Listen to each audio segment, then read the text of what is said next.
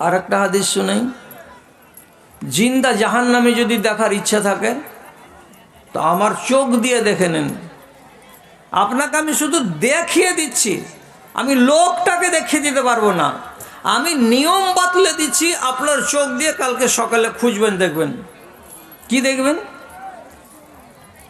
যেটা দেখতে বলছি সেটা কথা হলো এই, রসুল করিম বলছেন 3 প্রকারের লোক জাহান্নামে যাবে আগে, তারপরে গুতান খেয়ে, কচলান খেয়ে, রগড়ান খেয়ে এবার ফিরে আসবে আল্লাহর জান্নাতে। আগে যাবে জাহান্নামে। কে কে? 3টা।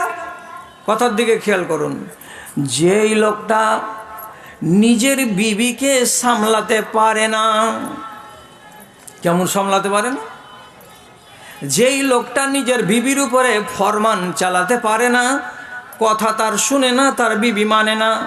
ও যদি নিষেধ করে এখান থেকে তোকে ওই লাভা বাংরুয়াতে বরযাত্রী যেতে হবে না, ফুটানি করে চুলকে সেজে গুজে সুন্দর কাপড় পরে আর গালে ফেয়ার অ্যান্ড লাভলি লাগিয়ে ঠোঁট দুটোকে লাল করে চোখে সুরমা দিয়ে গাঁওয়ালাকে নিজের রূপ দেখাতে যাবি, এটা করতে হবে না। এ কথা বলে পুরুষটা তাকে দাবি করে বলছে যেও না, যেতে হবে না। কিন্তু বিবি পুরুষের কথা মানে না, বলছে আমি যাব, নিয়ত করে নিয়েছি, এতে যা হবে আমার কপালে তাই। পুরুষ কাবু হয়ে গেল স্ত্রীর জেদের কাছে। স্ত্রী নাফরমানি কাজ করেই যাচ্ছে, পুরুষ তাকে নিয়ন্ত্রণ করতে পারছে না, তাকে কাবু করতে পারছে না। এই লোকটার আরবিতে নাম হলো দাইয়ুস। মরার পরে কিয়ামতের দিন তোমাকে জাহান্নামে যেতে হবে তোমার বিবির কারণে। তোমরা দম লিবে না? তোমরা কিসের গল্প আছে তা? আল্লাহু আকবার। 3-4টা বাংলাতে কথা বলেছি গোড়াতে, তো কথাগুলোকে আরো বেপাত্তা করে দিচ্ছ তোমরা। একটু দূরে গিয়ে গল্প টল্প করো, তাও তো হয়। কার কারণে গেল? নিজের আমলের যদি দোষ পড়ে তাও তো হয়। বিবির কারণে একটা মানুষকে জাহান্নামে যেতে হবে আগে। তাহলে এই এক জাহান্নামী বদনসিব, কপাল পোড়া। আর একটা লোককে দেখেন, মদ খেতে খেতে, গাঁজা খেতে খেতে, দারু খেতে খেতে, গুল ঘুষতে ঘুষতে, তামাক গিলতে গিলতে আর তিরঙ্গা আর গুটখাকে চাবাইতে চাবাইতে কবরে চলে গেছে। মাপসাপ নেওয়ার, তওবা করার, ইস্তেগফার করার, আল্লাহর কাছ থেকে ক্ষমা প্রাপ্তি লাভ করার আগে আগে মরে গেছে। এই লোকটা আগে জাহান্নামে যাবে, তারপরে আসবে জান্নাতে। চিরকাল জাহান্নামে চলবে না ও। দুটো হলো। 3 নম্বর ব্যক্তিটা হলো এই, যে ব্যক্তি নিজের বাপ এবং মাকে 70 বছরের বুড়া এবং বুড়ি একই আংনাতে বাস করে, অথচ নিজের বেটা তার বউকে নিয়ে আর তার মাত্র 1-2টা বাচ্চাকে নিয়ে রাম রাজত্ব করছে আংনাতে। আর ওই 65 বছরের 70 বছরের বুড়া এবং বুড়িকে হাত পুড়িয়ে চোখের পানি ঝরিয়ে রান্না করতে হচ্ছে। বউ রান্না করে দেয় না, বেটা নিজের বউকে বলে না যে আমার মা আর বাবা আলাদা খাবে কেন, আমার সাথেই খাবে, আমার ভাতেই খাবে। এটা কথা ছেলে মেনে নিতে রাজি নয়। বরং ছেলে কি করেছে, নিজের বাপকে তাহই বানিয়ে দিয়েছে, নিজের মাকে মাহই বানিয়ে দিয়েছে। একই আংনাতে ছেলে নিজের বাচ্চাগুলোকে নিয়ে আনন্দের জিন্দগি কাটাই, আর একই আংনাতে তার মা আর বাবা কাচু কুচু মুখ করে জিন্দেগি কাটাই। কখনো তরকারি জুটে তো কখনো জুটে না। আর বুড়া মানুষ মেহনত করে কামাই করে টাকা উপার্জন করতে পারে না। ছেলে সুখের জিন্দেগি কাটাচ্ছে আর বাপ দুঃখের জিন্দেগি কাটাচ্ছে। এমন সম্পর্ক যদি ছেলের বাপের সঙ্গে হয়, কিয়ামতের দিন এই ছেলেটা আল্লাহর জান্নাতের মুখ দেখতে পাবে না। আগে তাকে জাহান্নামে যেতে হবে, তারপরে কিছুদিন গত হওয়ার পর আল্লাহর জান্নাতে ফিরে আসবে। এখন কতটি কথা ব্যক্ত করা হলো আপনার সামনে, আর কথাটিকে ওজন করে গ্রহণ করার মতো মানুষ কটা পাচ্ছি আমি আল্লাহর দুনিয়াতে? এবার আপনার বিচার। খেয়াল করুন। কথা যদি ভারী লাগে তো আমার করার কিছু নাই বাবজি, আমার করার কিচ্ছু নেই দাদারা আমার। আমি আমার পকেটের কথা যদি আপনার সামনে উগলাতাম তাহলে আপনাকে ভারী লাগলে আমি মাপ চাইতাম, কিন্তু যে কথা বলছি আমি নবীর কথা, যে কথা বলছি সেটা হাদিসের কথা। কি কথা বলছি এবার? আমার কথার প্রতি কান লাগান। একটা নারী যদি জিনাত করে তো জায়েজ। একটা নারী যদি হাতে মেহেন্দি লাগাই তার জন্য জায়েজ। একটা নারী তার ঠোঁটে যদি লিপস্টিক ব্যবহার করে জায়েজ। তার চোখে সুরমা লাগানো জায়েজ।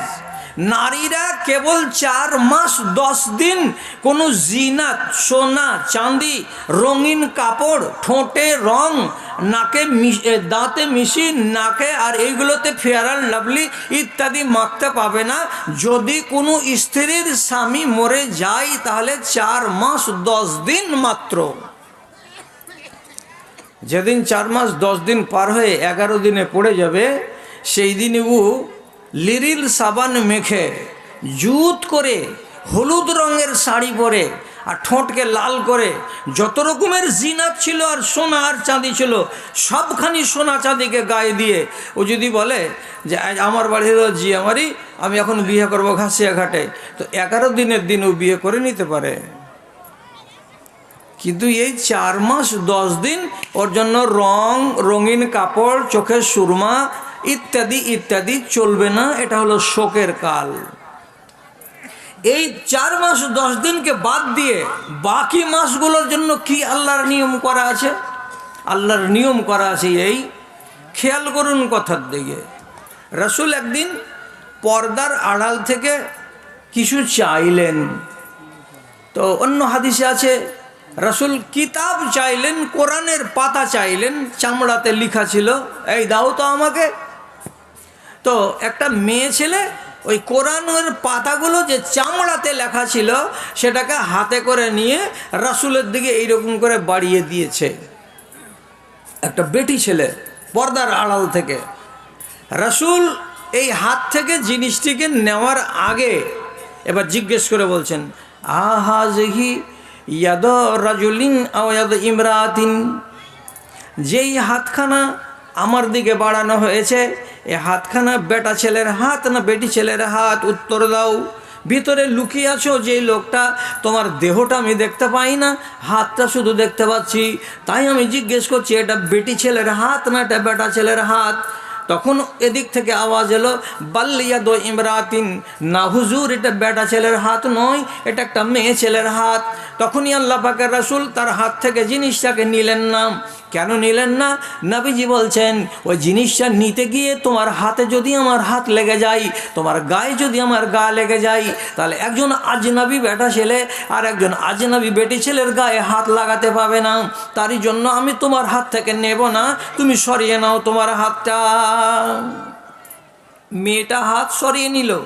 এবার রাসূল তাকে আরেকটা মশলা দিচ্ছেন, কি বলে, আচ্ছা বাবা তুমি যে আমার দিকে হাত বাড়িয়েছিলে তো তোমার হাতখানা বেটা ছেলের হাত না বেটি ছেলের হাত এটা আমি চিনতে পারছিলাম না।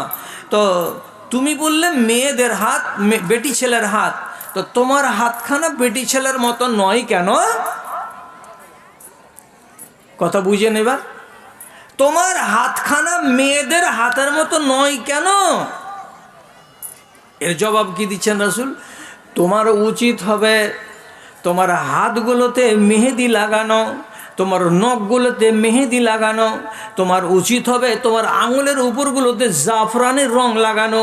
যদি তোমার হাতে মেহেদির রং লাগানো থাকে তো এটা হলো নারীদের হাত, আর কোনো হাতে যদি মেহেদি লাগানো না থাকে তাহলে এটা হলো পুরুষদের হাত। তুমি আমার সামনে হাত বাড়িয়েছিলে, বেটা ছেলেরা মতো করে হাত করে আছো, এটা উচিত নয়। তোমাকে সেজে থাকতে হবে, তোমার হাতগুলোকে রঙিন করে রাখতে হবে। প্রিয় নবীর হাদিস থেকে জানতে পারলাম মেয়ে ছেলেরা রঙের খেলা খেলতে পারে, রং ব্যবহার করতে পারে। তারপরে আরেকটা হাদিস বলছি, হাদিসটা হচ্ছে মওকুফ। তিনি সেটাতে কি বলা হয়েছে, হযরত ইবনে আব্বাস বলছেন, ইন্নানা নাতাযায়্যানু লিইমরাতিনা কামা তাতাযায়্যানা লানা, আমরা নবীজির যুগে জিনাত করতাম, আমরা বেটা ছেলে সাজগোজ করতাম, ভালো ভালো কাপড় পরতাম, সুন্দর সুন্দর পরিষ্কার পরিষ্কার কাপড় পরতাম, আমাদের চুলগুলোকে চিরুনি মেরে মেরে রাখতাম, আমাদের দাড়িগুলোকে মাঝে মাঝে মাঝে মাঝে চিরুনি দিয়ে শটাং করে করে রাখতাম, মোজগুলোকে এত বড় করতাম না যে ঠোঁটগুলো ঢেকে ঢেকে থাকবে, এমনটা হরগিজ করতাম না। সময় মতো মোজগুলোকে কেটে দিয়ে এবং চিরুনি করে করে আমরা সেজে গুজে থাকতাম। কেন সেজে থাকতাম?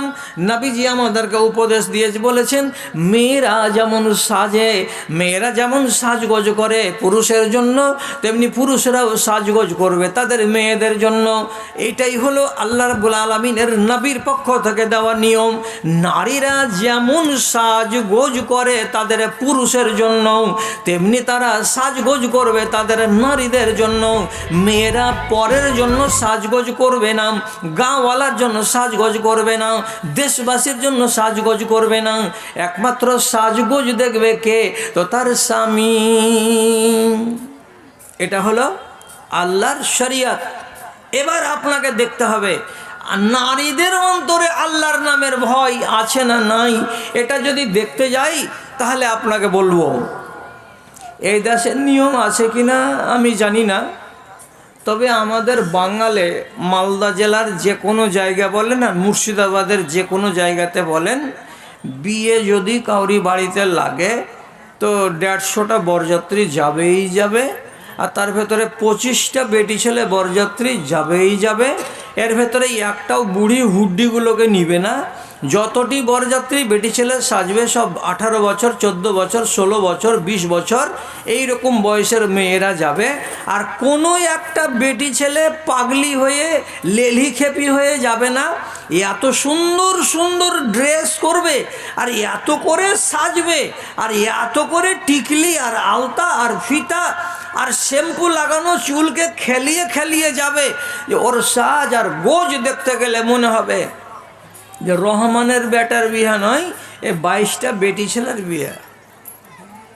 এত সাজ করে আমাদের দেশের মেয়েরা।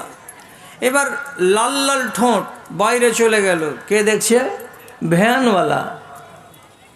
চোখে সুরমা দেওয়া আছে আর চোখের উপর পাতাতে মিশি মাখিয়ে সবুজ করে রেখেছে এক ডিজাইন। ওকে দেখবে কে? তো যে কুলি। আর একজনা এমন করে সাজগোজ করেছে যে বাম দিকে ভুঁটিটা সম্পূর্ণ খোলা দেখা যাচ্ছে আর ডান দিকটাতে কয়েকটা কাপড়ের কুঁচি ওর পেটটাকে ঢেকে রেখেছে। তাহলে ডান দিকের দরজাতে শাটার আছে আর বাম দিকের এখানে দোকানে শাটার লাগানো নাই, খোলা আছে। দেখবেটাকে? তো দেখবেটা দোকানদার। তাহলে একটা নারীর, যে নারীটা মুসলমান, একজন মুসলমান নারীর লাল ঠোঁট ভ্যানওয়ালা দেখতে পাবে, লেবার দেখতে পাবে, কুলি দেখতে পাবে, তার মাথার চুল বাইরের লোক কেউ দেখতে পাবে, কোনো মানুষকে দেখানো চলবে। এ কথাটা কি নারীরা জানে না, না তাদের পুরুষেরা জানে না? সবাই জানে। যদি বলে জানি না, তাহলে জানি না বলে আল্লাহ আপনাকে ছাড় দিতে পারেন যদি আজ থেকে আপনি ভালো মানুষের বাচ্চা হয়ে যান তাহলে। আর যদি বলেন জেনে নিলাম তারপরে ছাড়তে পারলাম না, তাহলে জানতে হবে যে আপনার ভেতরে জিদ লুকিয়ে আছে। আপনি আগে থেকেই জানেন, আগেও মানেননি, আজকেও শুনলেন, আজকেও মানবেন না। তাহলে এই মতো জিদ্দি মানুষের পরিণাম খারাপ আছে, ভালো হবে না। সূরা নূরে আল্লাহ রাব্বুল আলামিন ডাক দিয়ে বলছেন, পরিষ্কার করে কোরআন ডেকে বলছে। কি বলছে? ওয়ালা ইউবদিনা জিনাতাহুন্না ইল্লা লিবুলাতিহিন্না আও আবাইবুলাতিহিন্না। রব্বুল আলামিন বলছেন, ও মেয়ে ছেলে, ও সুক্তারা, ও মাস্তারা, ও হালেমা, ও রিজিয়া মারজিয়া, তোমরা যত মুমিনা মেয়ে ছেলে আছো, কান খোলো আর খোলার পরে কথাটাকে শোনো। তোমার ঠোঁটের লালি যদি দেখতে পাই তো 6 জন মানুষ দেখতে পাবে, তাছাড়া 7 জন মানুষ দেখতে পাবে না। তোমার চোখের মিশিগুলো, তোমার চোখের সুরমাগুলো আর তোমার পাতাগুলোকে নীল নীল করা এই চেহারাগুলো যদি দেখতে পাই তো 6টা বেটা ছেলে দেখতে পাবে, তাছাড়া 7টা বেটা ছেলে দেখতে পাবে না। কে কে 6টা? কে কে 6টা? নাম্বার 1, তোমার স্বামী দেখতে পাবে, অসুবিধা নাই। তোমার স্বামীর বাপ দেখতে পাবে, অসুবিধা নাই। তোমার বাপ দেখতে পাবে, অসুবিধা নাই। তোমার ভাই দেখতে পাবে, অসুবিধা নাই। তোমার ভাইয়ের বেটা দেখতে পাবে, অসুবিধা নাই। তোমার বোনের বেটা দেখতে পাবে, অসুবিধা নাই। এবং এমন একটা বেটা ছেলে দেখতে পাবে যে ছেলেটা তোমার বাড়িতে চাকর খাটে, কিন্তু ছেলেটা বড় হয়নি। বেটি ছেলে কি জিনিস বুঝে না, যৌবন কাকে বলে জানে না, সেক্স কাকে বলে সেটা বুঝে না, এগুলো জিনিস ফের পুঁচের কি আছে ওগুলো কিছুই বুঝে না। এমন একটা কচি বয়সের বাচ্চা যদি তোমার ঠোঁটের লাল দেখতে পাই, তোমার চোখের সুরমা দেখতে পাই, তোমার শ্যাম্পু লাগানো চুল দেখতে পাই, তাহলে তাতে গুনাহ হবে না। আর এই 6 জন লোককে বাদ দিয়ে অন্য কোনো লোক যদি দেখতে পাই, অন্য কোনো লোকের যদি চোখ তোমার উপরে পড়ে যায়, আল্লাহ রাব্বুল আলামিনের নবী সাফ ভাষাতে বলেছেন, নিসাউন কাসিয়াতুন আরিয়াতুন মুমিলাতুন মাইলাতুন রুসুহুন্না কাসনামাতিল বুখতিল মাইলাতে। এক জমানায় একগুলো বেটি ছেলে এমন দেখতে পাওয়া যাবে, রাস্তা যখন চলবে রাজধানী মেলের মতো কিনারা দিয়ে চলবে না, মাঝখার ঘাটা দিয়ে চলবে, আর গর্দনকে হিলিয়ে হিলিয়ে ডুলিয়ে ডুলিয়ে চলবে, আর তারা পর্দার ধার ধারবে না। তাদের পোশাকগুলো টাইট ফিট হবে, তাদের গা বোঝা যাবে, যৌবন বোঝা যাবে, শরীরের অবয়ব বোঝা যাবে, এমন কড়া কড়া এবং লাগানো পোশাক তারা গায়ে দিয়ে যাবে। তাদের শরীরের চমৎকার অঙ্গগুলো দেখা যাবে, ঠোঁট দেখা যাবে, নাক দেখা যাবে, চোখ দেখা যাবে, চুল দেখা যাবে। এই নারীগুলোকে রব্বুল আলামিন নবী বলেছেন, লা ইয়াদখুলুনাল জান্নাতা, এই বেটি ছেলেগুলো আল্লাহর জান্নাতে যাবে না, আল্লাহর জান্নাতে যাবে না। এমন পর্যন্ত কি 40 বছর দূরে রাস্তা থেকে জান্নাতের সেন্ট পাওয়া যাবে নাকে, এই সেন্ট পর্যন্ত এই বেটি ছেলেগুলোকে নাকে লাগতে দেওয়া যাবে না। এরা আল্লাহর নজরে এত ঘৃণিত বেটি ছেলে, আল্লাহর নজরে এরা এত লানতি বেটি ছেলে, এদেরকে রব্বুল আলামিন নবী বললেন, তোরা জান্নাত থেকে বঞ্চিত থাকবি, তোদের জন্য আল্লাহর জান্নাত হারাম করা রয়েছে। এবার আপনার কাছে আমার ঘুরে ঘুরে একটাই সওয়াল, কি সওয়াল? নারীরা কথা মানে না, আপনি পুরুষ, আপনার কেরদানি খাটে না? যদি আপনার কেরদানি না খাটে, আপনি দায়ুস, ও মজা মারবে আর আপনি জাহান্নামে জ্বলবেন। তাহলে যদি ইচ্ছা থাকে তো করেন তাই। এবার নারীটা ও যদি হুজ্জতি করে আর এইগুলো কথাকে পাত্তা না দেয় আর দিয়ে যদি বাকড়ামি করে নিজের মতো করে চলে, তো রাসূল বললেন তুমি জান্নাতের মুখ দেখতে পাবে না, তোমাকে জান্নাত দেওয়া হবে না। যদি বলে যে এই কথাগুলোর প্রতি আমার মোহাব্বত আছে, ভালোবাসা আছে, আল্লাহর কানুনকে আমি মানি অন্তর থেকে, এবং আল্লাহর নামে আমার অন্তরের ভেতরে খাশিয়াত, ভয়, ডর আছে, তাহলে এটা ওকে ছেড়ে দিতে হবে। আর যদি না ছাড়ে, তাহলে আপনার কাছে জিজ্ঞাসা, কই আমার দেশের বেটি ছেলেগুলোর অন্তরে কি আল্লাহ রাব্বুল আলামিনের ভয় আছে? নেই। সব কথা আপনাকে উল্টো লাগছে শুনতে। বড্ড শখ করে নিয়ে এসেছিল এই গ্রামের যুবক কয়টা, যে ওই মৌলবিটাকে একবার নিয়ে আয়, মৌলবিটাকে একবার নিয়ে আয়, খুব রং রসের ওয়াজ করে দিবে। 62 বছর বয়স আমার, আর আমি আপনাকে রঙের ওয়াজ শোনাবো? রঙের ওয়াজ শুনিয়ে কি পাবো? আপনি তো এমনি ভেসে গেছেন, আর আমি আরও লাভ দিয়ে আপনাকে বলবো যে যা দক্ষিণ দিকে চলে যা, ফারাক্কার গেটে গিয়ে লাগ। রঙের ওয়াজ আপনাকে বলছি না আমি, যেখানে আমার দোষ আছে সেই জায়গাটাতে আপনাকে আমি হাত দিতে বলছি। দাদারাই আমার, বিবি যদি স্বামীর কথা না শুনে, আর স্বামী যদি বলে পারি না যে মৌলভী সাহেব, তো তোমাকে আল্লাহ বেটা ছেলে করেনি। কেন করেনি? তোমার নিজের ক্ষমতাটাকে দেখাও। কি ক্ষমতা দেখাবো মৌলভী সাহেব? বিয়েটাকে যদি ভাঙার ইচ্ছা জাগে, স্ত্রী যদি বলে আমি ভাঙবো, ওর ক্ষমতা আছে, আপনার ভাত খাবে না, আপনার বাড়ি থেকে চলে যেতে পারে। স্ত্রী যদি বিবাহকে ভাঙে তো তার নাম হলো খোলা। আর পুরুষ যদি বলে তোকে নিয়ে আমার পোষায় না, তোকে বাদ দিব আর বিয়েটাকে ভাঙবো, তো এর নাম হলো তালাক। আপনার স্ত্রী আপনার কথা মতো চলবে না, আপনার খাবে আর আপনার বাড়িতে থাকবে, আপনার বিছানায় ঘুমাবে, আয়েশ আরাম করবে, সব আপনার টাকায় আর আপনার ধনে, আর আপনারই মর্জি চলবে না, আপনার কথা শুনবে না, তো তাহলে আপনি শাসন করতে পারবেন না? বেশি কথা নয়, কেন বেশি বললে হজম করতে পারবেন না, পেট গড়বড় করবে, একটা শুধু মিসাল দিচ্ছি আপনাকে। আল্লাহ পাকের রসুল তার স্ত্রী, তার নিজের স্ত্রী হজরতে উমরের বেটি হাফসাকে ওর পালিতে গিয়ে শুয়ে থাকা অবস্থায় এক বালিশে মাথা দিয়ে ঘুমাবার কালে কানে কানে বলছেন, বিবি হাফসা শুনো, একটা কথা বলছি, কথাটা যেন লিক না হয়, কোনো মানুষের কোনো বাড়িওয়ালির মুখে যেন না যায়, পেটে যেন না যায়, তোমার পেটে যেন থেকে যায় কথাটা। তো স্ত্রী বলছে, জি জি জি, কাউকে বলবো না। আপনি নিষেধ করছেন তো, কাউকে বলবো না। ঠিক আছে, বলবে না? না বলবো না। বলেন কথাটা। কথাটা কি বলছে এবার খেয়াল করবেন কথাটাতে। রসুল বলছেন বিবিকে বিছানায় শুয়ে শুয়ে বালিশে মাথা দিয়ে কানের কাছে মুখ নিয়ে গিয়ে, ওরে আমার বাড়িওয়ালি হাফসা, তোমার বাপের নাম উমার এবং আমার একটা বাড়িওয়ালি আছে তার নাম আয়েশা, তার বাপের নাম হলো আবু বকর। আমি যেদিন মরে যাওয়ার পরে ইসলামী রাষ্ট্রের মালিকানা যাবে কার হাতে? আয়েশার বাপ আবু বকরের হাতে। আবু বকর দেশের মালিক হবে, আবু বকর দেশের রাষ্ট্রপতি হয়ে যাবে, আবু বকর হবে আমিরুল মোমেনিন, তোমার বাপ হবে না।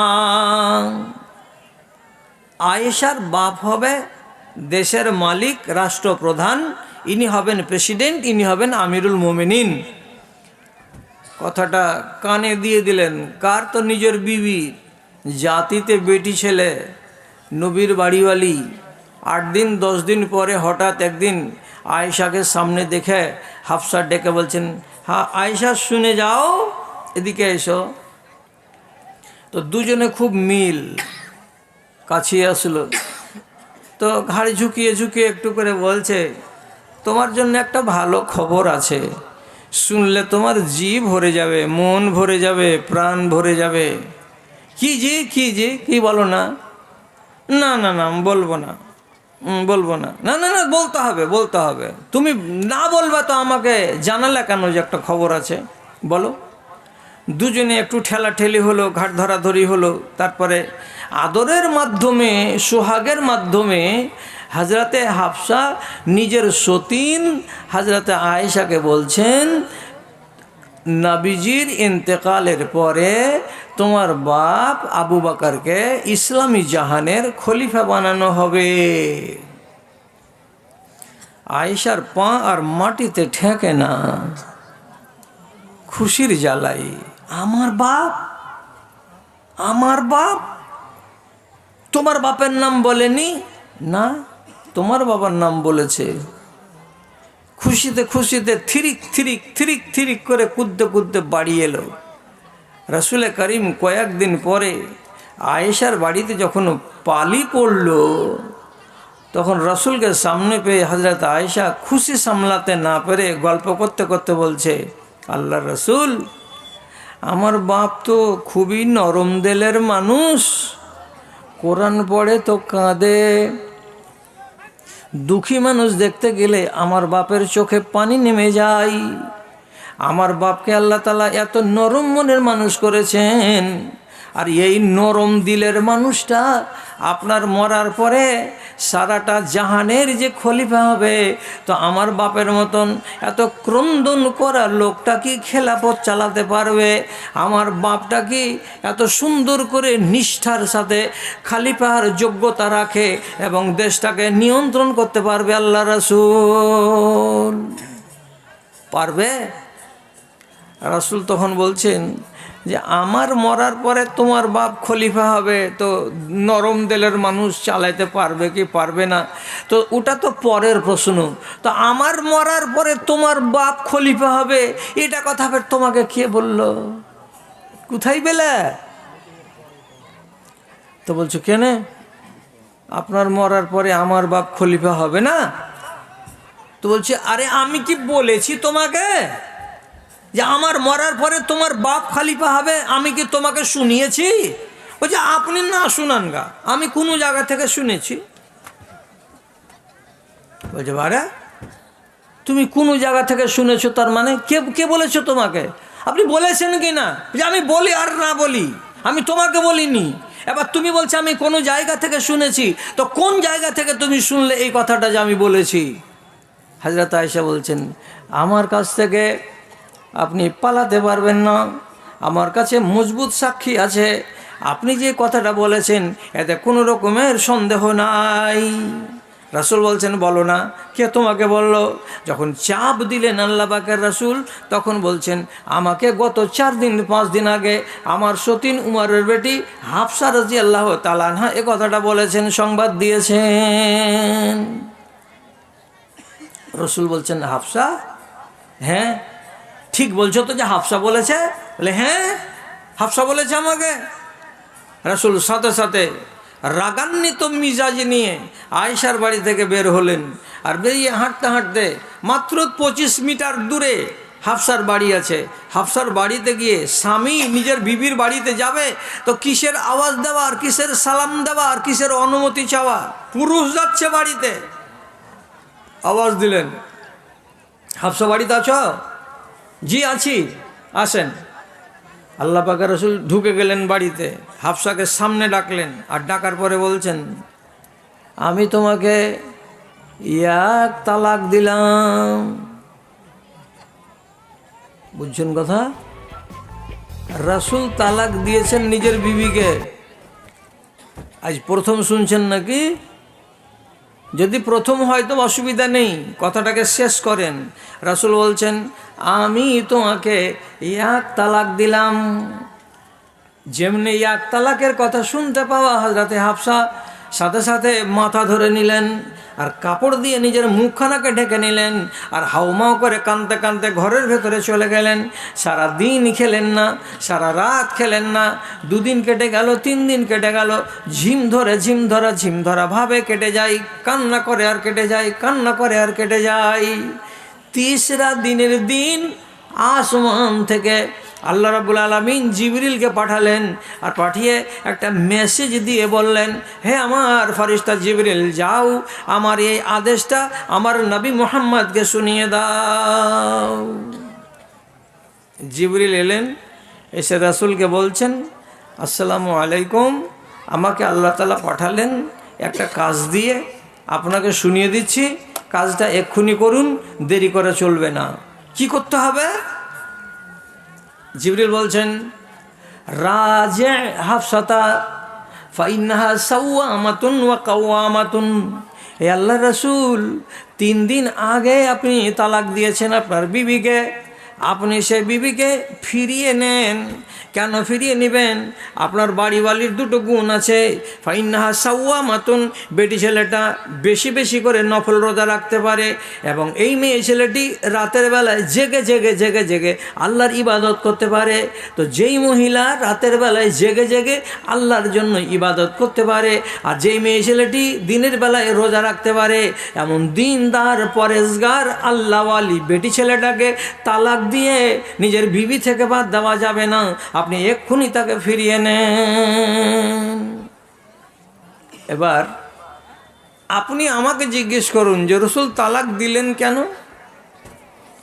তো কেনটাকে আবার আপনাকে শিখাতে হবে? কোনো ছেলেকে কি বলে দিতে হয় যে উত্তর ভিটার ঘর তোর লেগে সাজালছি?